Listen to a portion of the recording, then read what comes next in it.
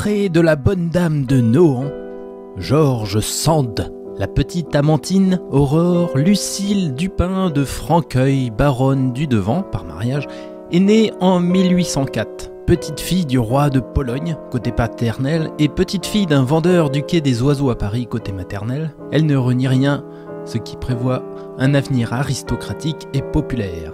La retraite d'Espagne a sonné pour son papa militaire sous Napoléon, et toute la famille ira dans l'Indre. À Nohant plus exactement, chez sa grand-mère, fille du maréchal de Saxe, féministe et avant-gardiste.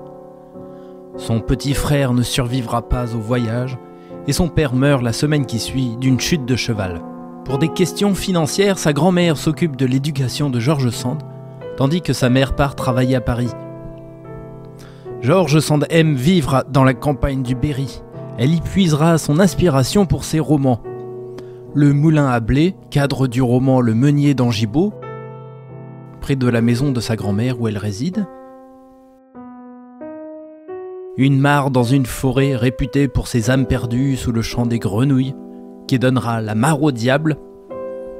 La vie à la campagne et les histoires de sorcellerie qui donneront la petite Fadette. Ou encore les cornemusiers troubadours du Berry pour le roman Les Maîtres Sonneurs. À 18 ans, Aurore Dupin se marie avec Casimir et va devenir la baronne du Devant, un mariage sans amour. Maltraitance et humiliation qui forgeront son caractère de femme indépendante. Son fils Maurice et sa fille Solange sont les deux amours de sa vie. Elle plantera d'ailleurs 2 cèdres chez elle en leur honneur. Le mariage enfin rompu, elle est libre et se lie à Jules Sandeau, écrivain. Ils écrivent ensemble Rose et Blanche. Mais le livre est publié sous le nom de J. Sand. Et pas de traces de Amantine Aurore Lucille Dupin de Franqueuil. L'éditeur demande un 2e livre et Aurore décide de changer de nom.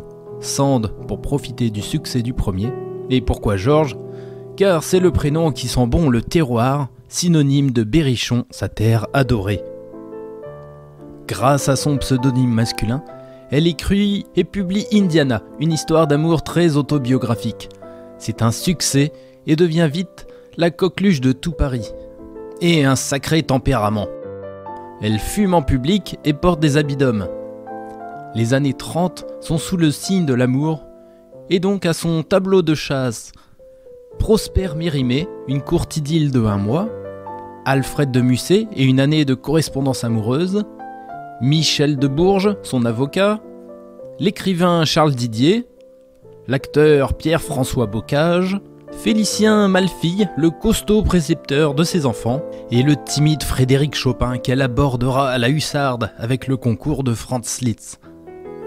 10 années à vivre une vie de pucelle avec le très réservé et fragile virtuose du piano, qu'elle congédiera à la suite d'une brouille entre elle et sa fille.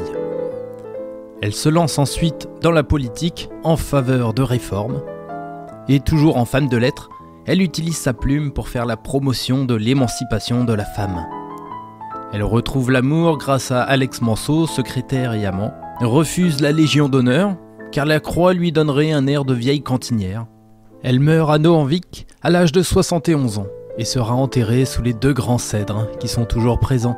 Ainsi se termine la vie de la bonne dame de Nohant, écrivain de la ruralité qui mit sa plume au service de l'émancipation des femmes.